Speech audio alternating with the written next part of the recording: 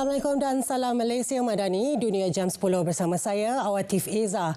Pejabat Penyelarasan Hal Ehwal Kemanusiaan OCHA Pertubuhan Bangsa-Bangsa Bersatu melaporkan ancaman penyakit semakin meningkat di Pusat Perlindungan Sementara di Semenanjung Gaza. Perkhidmatan kesihatan di kawasan berkenaan sudah sekian lama terbeban dan gelombang pemindahan baharu yang diarahkan tentera Israel telah menjadikan tugas mereka lebih sukar. Menurut Ketua Pertubuhan Kesihatan Sedunia WHO, Tedros Adhanom Ghebreyesus, jangkitan pernafasan dan cirit-birit adalah antara penyakit paling banyak dilaporkan di Pusat Perlindungan Kecemasan. Kira-kira 180,000 orang menderita jangkitan pernafasan, manakala lebih 136,000 kanak-kanak di bawah umur 5 tahun mengalami cirit-birit yang boleh mengancam nyawa jika tidak dirawat. Terdapat juga lebih 55,000 kes kutu dan kudis.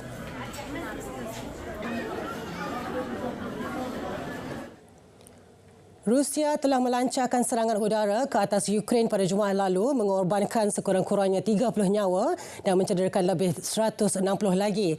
Sekurang-kurangnya 53 mangsa diselamatkan daripada runtuhan bangunan yang diserang. Kaki tangan Angkatan Tentera Ukraine mendakwa Rusia telah melancarkan 158 drone dan peluru berpandu terhadap Ukraine, manakala 115 daripadanya telah dipintas setakat ini.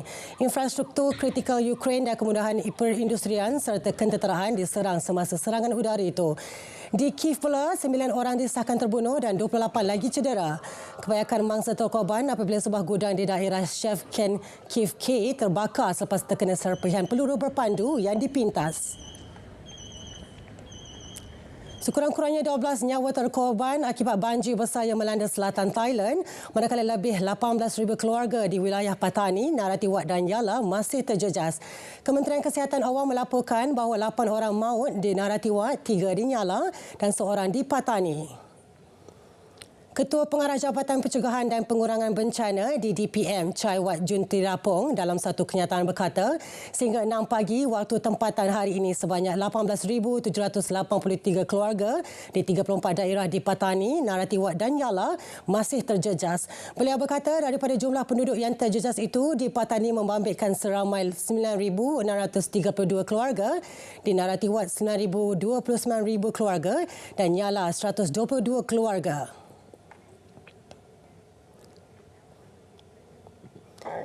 Ketua Pengarah Hak Asasi Manusia Kementerian Undang-Undang dan Hak Asasi Manusia, Dahana Putra, mahu pengendalian pelarian Rohingya di Indonesia perlu mengutamakan aspek kemanusiaan di samping mengambil kira kepentingan masyarakat setempat.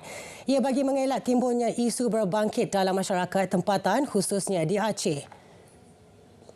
Beliau berkata kerajaan Indonesia belum meratifikasi Konvensyen Geneva 1951 mengenai pelarian. Justru atas dasar kemanusiaan, Indonesia masih menempatkan pelarian Rohingya buat sementara waktu berdasarkan prinsip non-refoulement yang diiktiraf sebagai undang-undang antarabangsa.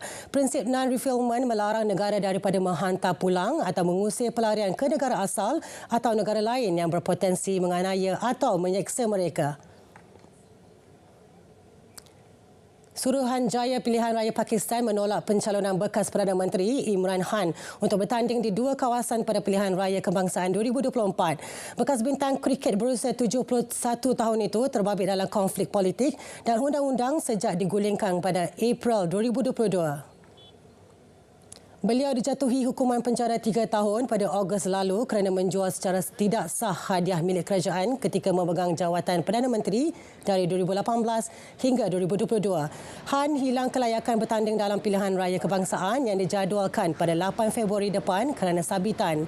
Namun Han memfailkan kertas pencalonan untuk pilihan raya pada Jumaat lalu.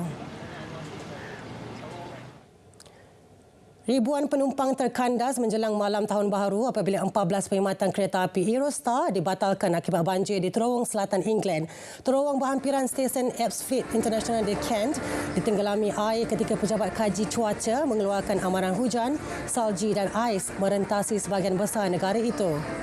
Eurostar yang menjalankan perkhidmatan dari London ke Paris, Brussels dan Amsterdam melalui Ashford memohon maaf kepada penumpang atas gangguan berkenaan.